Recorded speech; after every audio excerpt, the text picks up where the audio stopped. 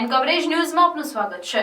મહાત્મા મંદિર ગાંધીનગર ખાતે vibrant Gujarat summit 2024ની pre event liveable cities of tomorrow કોન્ફરન્સમાં મુખ્યમંત્રી ભૂપેન્દ્ર પટેલની પ્રેરક ઉપસ્થિતિ જોવા મળી। મુખ્યમંત્રી ભૂપેન્દ્ર પટેલે સ્પષ્ટપણે જણાવ્યું છે કે પ્રગતિ અને પર્યાવરણ બેયને સાથે રાખીને સસ્ટેનેબલ ડેવલપમેન્ટ દ્વારા સિટીઝ ઓફ ટુમોરો આજના સમયની માંગ છે। વાઇબ્રન્ટ ગુજરાત સમિટ 2024ના પૂર્વાધ રૂપે પ્રી વાઇબ્રન્ટ સેમિનાર અન્વયે શહેરી વિકાસ વિભાગ આયોજિત લિવેબલ સિટીઝ ઓફ ટુમોરો કોન્ફરન્સમાં મુખ્યમંત્રી સંબોધન કરી રહ્યા હતા। શહેરી બાબતો અને આવાસ નિર્માણના કેન્દ્રીય રાજ્યમંત્રી કૌશલ કિશોર, અર્બન ડેવલપમેન્ટ ક્ષેત્રોના તજજ્ઞો, મહાનગરોના મેયર, કમિશનર અને પદાધિકારીઓ આ સેમિનારમાં સહભાગી થયા હતા। રાષ્ટ્ર અને રાજ્યના વધતા વિકાસ સાથે અર્બનાઇઝેશન પણ સતત વધતું રહ્યું છે તેમ મુખ્યમંત્રીએ જણાવ્યું હતું। આ સંદર્ભમાં ભૂપેન્દ્ર પટેલે કહ્યું કે વડાપ્રધાન નરેન્દ્રભાઈ મોદીએ અર્બનાઇઝેશન ચેલેન્જ નહીં, ઓપોર્ચ્યુનિટી તરીકે અપનાવવાનું વિઝન આપ્યું છે।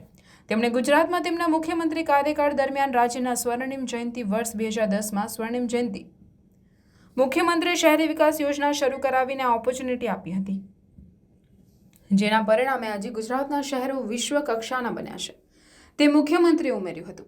અમદાવાદ મહાનગરપાલિકાના કમિશનર એમ થેન્નારસને આભાર વિધિ કરી હતી। આ કાર્યક્રમ દરમિયાન શહેરી વિસ્તારના ધારાસભ્યો, મહાનગરપાલિકાઓના મેયરો, ડેપ્યુટી મેયરો, કમિશનરો, નગરપાલિકાઓના પ્રમુખ, ગિફ્ટ સિટીના સીઈઓ તપન રે, યુનિસેફ સોશિયલ પોલિસીના ચીફ શ્રીયુત હ્યુહી બાન, चीफ ऑफिसर कैडराइना प्रेसिडेंट शेखर पटेल उपस्थित रहा था।